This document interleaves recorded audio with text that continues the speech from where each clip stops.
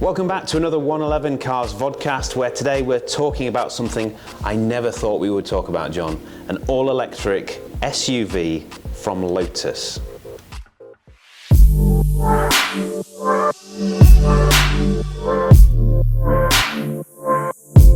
So, John, the Lotus Eletre, not Electre. Not Electre. Electre. As we've said a few times. Yeah. We've just watched the reveal on the Lotus Cars website. I've got to say, I particularly enjoyed the Emerson Fittipaldi lookalike. I don't know if you spotted him there. I couldn't fail to see those sideburns. That was fantastic. And the back of Colin Chapman's head lookalike. Yes. He was great as well. Yeah, they were. So yeah, we just watched the reveal. Obviously, this is massive for Lotus. It's a huge departure from what we've become familiar with from Lotus before. Totally. I guess it would be helpful maybe to give a bit of context first of all as to kind of our connection to the Lotus brand for those people who are new to the channel. Yeah, so myself and Rob, we obviously own a pair of Elise Cup 250s, our final editions, which we had in the last sort of 12 months. Yep. So we're really coming from the side of Lotus that's kind of concentrated on the sports car, lightweight, manual, petrol, pretty much everything that this car isn't. Yeah. Essentially. Yeah, I guess you would kind of describe us as a traditional Lotus customer. You know, we are petrol heads. We love the analog experience, the raw feel. It's not about luxury. It's about kind of stripped back, basic, lightweight engineering. Yeah, totally. And this, as we've said, is a huge departure from that. Yes.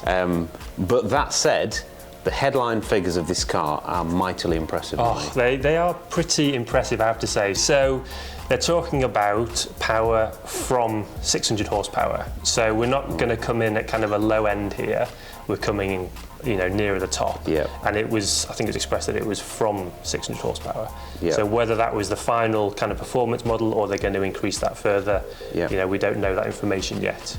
But that's a lot of power for what is currently a four-seater SUV. Yeah. With an option of a 5-seater coming, I believe. Yeah. So top speed of 161 miles an hour. Yeah. Pretty fast. 0 to 60 sub 3 seconds. Sub 3 seconds. So I think they sort of determine it as part of the 2-second car club or SUV club. Yeah. So I suppose Avaya aside is kind of the fastest road-going Lotus that you can buy. That's a good point. I've not thought about that. Yeah. It is. The fastest car is an SUV. So, mightily impressive figures, and obviously that comes from the fact that it uses this new electric platform that Lotus have developed. We have to assume that being an SUV and the size of it, it's going to be over 2 tons. So initially, I imagine a lot of people are having a sharp intake of breath because it's like Lotus over 2 tons, but it's just, it's a big car, So that's it's going to be that. There's no getting away from it. No getting away from that. In terms of kind of the charge time as well, they're talking about sub 20 minute to charge up to 248 miles range. That's right. Like that? Yeah. So it's using their hypercharging. So a 350 kilowatt charger. Yeah. So I don't know how many of those are available. Well, we're talking pretty exclusive, I imagine. But yeah, for 20 minutes, that's pretty impressive. It is. Again. Yeah. So impressive figures. We don't know how this thing is going to drive yet. No. But it is a Lotus, and they are the best in the business at handling. Gavin Kershaw has said it drives like a true Lotus. Yeah. So we can be relatively optimistic that despite the weight, this car is going to be engineered to handle. Yeah. We presume it's not going to handle like we would imagine Elise would handle because it's it's a bigger car. But yeah, if someone like Gavin is kind of coming out with this, these statements, then you've got to hope. What were your kind of first reactions? My first reaction is, I don't mind it at all. I think what you can try and see from the way they've designed the car, and they've kind of pulled through a lot of that ethos of the aerodynamics from the Avaya and the Emira, and you can see the lines that are coming through the car from the front to the back, and this whole talk of carved through air philosophy that they're really trying to bring that consistency from the Avaya and the Emira.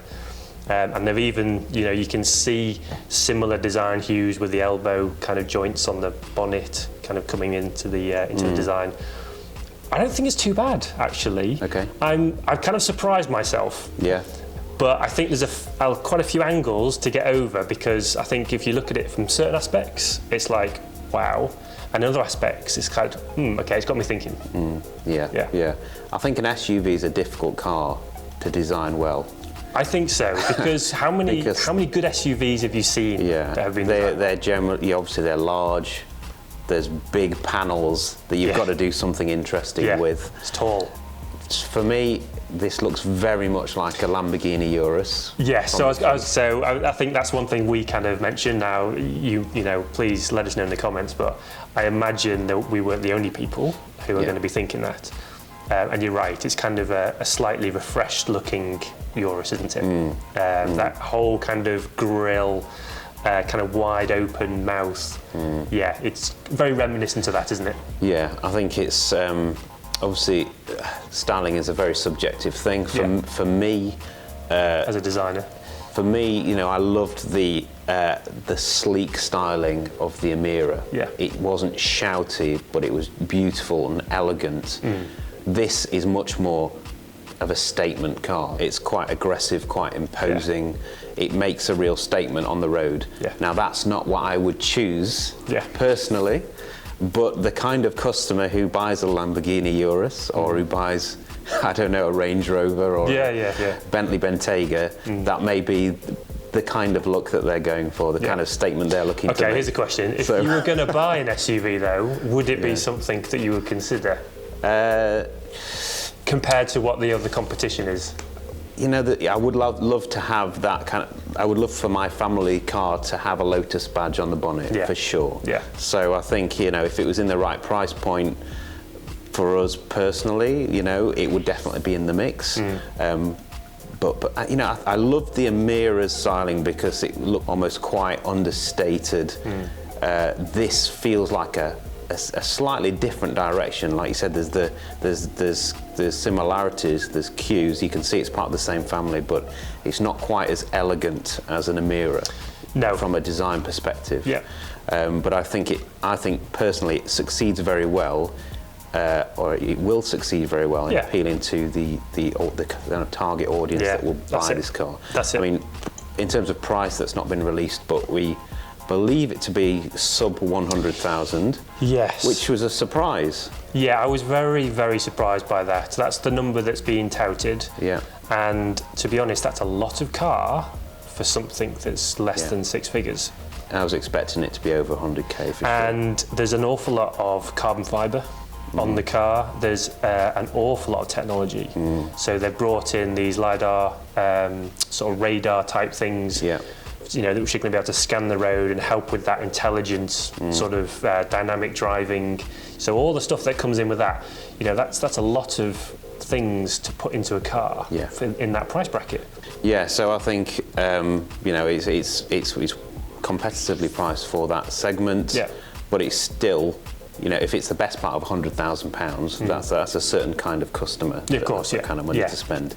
You know, I'm about to take delivery this week, funnily enough, of an electric SUV, a VW ID4, which is kind of more like your kind of £40,000 to £50,000 price bracket.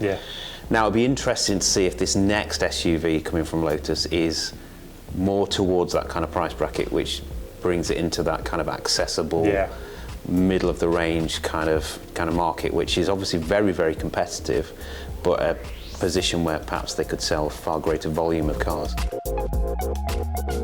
My first impression is, well, you made an interesting comment. You said, don't judge it as a sports car. Don't judge it as a Lotus sports car. Judge it as an SUV. And if you judge it in the context of an SUV, it's like, yeah, they've done a pretty good job there. You know, it doesn't look slabby. It doesn't look, you know, they've clearly made an effort to kind of reduce visually the height of the car to make it look sleek, especially with the lighter body colours. So the renderings in yellow with the black roof and then the black kind of strip along the sill really helps to reduce the height of the car and extend the length visually as well, doesn't it? It does, it works better. I think the bolder colour seemed to suit the line slightly better than the silver. But yeah, you know, they've got a lot to work with and it's a new area for them. You know, this is not something they've ever done before. So, and this whole kind of designing an SUV, it's hard, I imagine, just because they're so much taller, so much bigger. They're not sort of compact like a sports car, like the Elise that we've kind of come from. It's a whole new ball game. That said, obviously there has been a great effort to bring through the Lotus DNA, both in terms of kind of innovative, cutting-edge technology, like you've already mentioned, and then also aerodynamics, and so the car is just full. Porosity. Porosity. That we was heard the that word word of a the lot. day. Yeah. The car's full of holes and vents, isn't it, to just channel the air across the car. And actually, it's mightily impressive when you look at how they have designed the air to flow over this car. It is, and even with the little design cues, where at first glimpse I thought the rear spoiler high up on the car was all the way across, but it's not. They're like little blades that come across. So it's all part of this channeling of air, not just over the car, but like around the car as well. So, in that sense, it's great to see that kind of, I guess, that motorsport racing heritage and DNA carrying through into a product which is not typically Lotus. It's not core Lotus historically. So I guess the $1 million question, or the sub £100,000 question, is: would you, if you had the money, would you buy a Lotus Eletre? I would still like to see it in the flesh, but I was like that with the Emira. Having seen in the Emira, having been in the Emira, I'd very happily put money down on the Emira. With this, again, I'd just like to see it in the flesh. I'm a bit more visually driven. I need to be able to kind of touch it and feel it. Yeah. But I'm not dissuaded by it. I think there might be some angles that I need to get over and to kind of see in different lights. So, I will kind of hold judgment, but my first reaction is I think they've done a pretty good job in an area that they have no experience of previously. Yeah, that's true. It's a good point. Yeah. I feel a bit of a parallel that it's new to us, but it feels like it's new to Lotus as well. Yeah, this is all new ground, isn't it? And I think with the Emira, it was almost always going to be a surefire hit.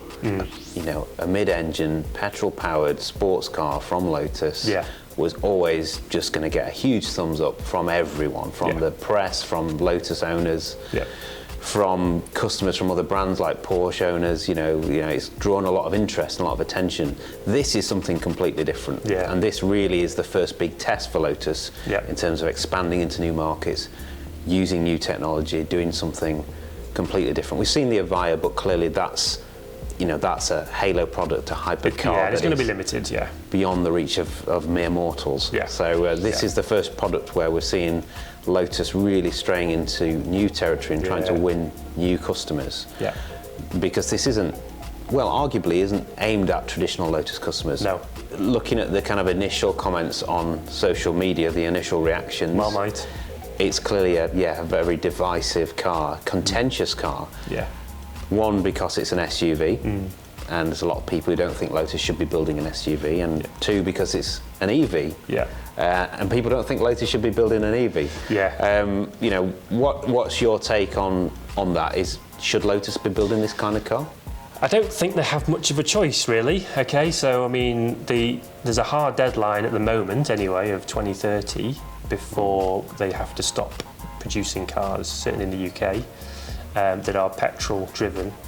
And we've seen it before. We've seen it with Porsche, we've seen it with Lamborghini, we've seen it with Aston Martin and various others, that the SUV needs to be there to help drive and fund other products within the businesses. And those other cars are being successful. We may think they're a bit not to our liking, or they're not for us, but they are successsuccessful. Commercially, they're commercially successful. So why shouldn't Lotus be in there, kind of taking some of that part of the part of the market? They can't survive, and they couldn't survive on the Elise, the Exige, and the Evora. As much as we love them to, it wasn't viable.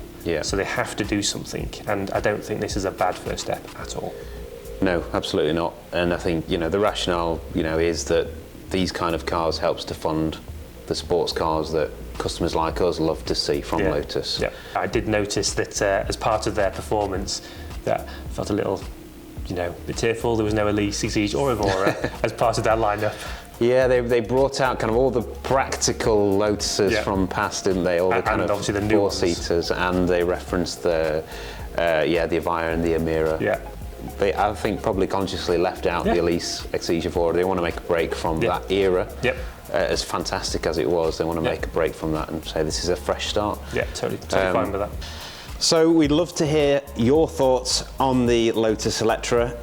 Do you love it? Do you hate it? Electre. That's what I said. It's Electre. Did I? It's Electre.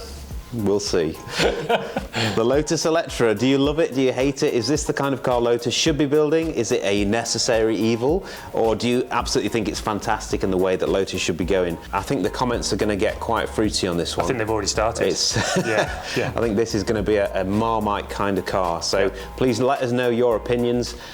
Give us a like. Please subscribe to the channel if you want to see more Lotus content. And we'll see you again soon.